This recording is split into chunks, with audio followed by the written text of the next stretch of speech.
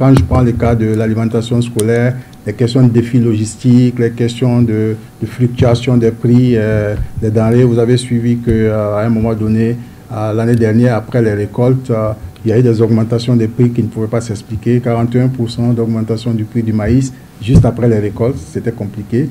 Ça a entraîné la suspension de l'exportation des produits vivriers, suspension qui vient d'être levée hier, n'est-ce pas?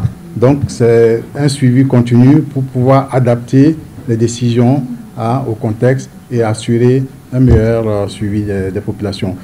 Défi au niveau, donc, par exemple, quand je prends la question d'urgence, il y a l'identification des personnes déplacées. Vous savez, quand il y a une assistance, chacun veut recevoir.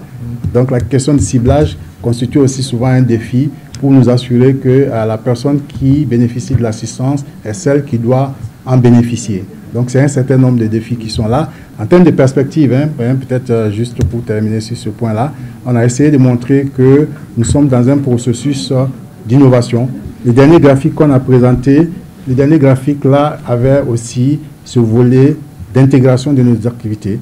Nous essayons de voir comment est-ce que, à partir de maintenant, toutes les activités que nous allons entreprendre, comment est-ce que ces activités s'imbriquent les unes dans les autres pour produire le maximum d'effets possible. Et la question de transfert monétaire constitue une des perspectives que nous sommes en train de mettre en place. C'est tout nouveau.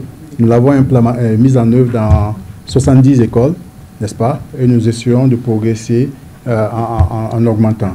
Les questions de nutrition. Nous avions dans l'ancien programme la nutrition qui était transversale, n'est-ce pas?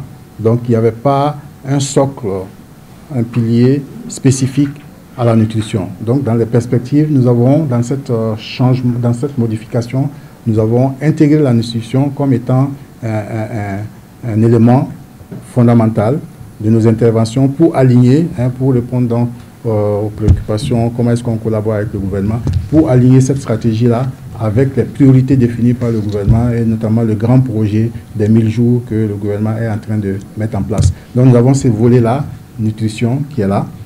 La question de durabilité, alors vous assistez 3 mois, qu'est-ce qui devient après? Pour prendre aussi cet aspect en compte, nous avons introduit également un pilier central qui est la résilience dans nos activités qui vont venir en termes de perspective pour assurer que les communautés arrivent à créer des actifs productifs qui leur permettent de générer des revenus pour améliorer leurs moyens d'existence. Donc il y a aussi ces activités qui sont en perspective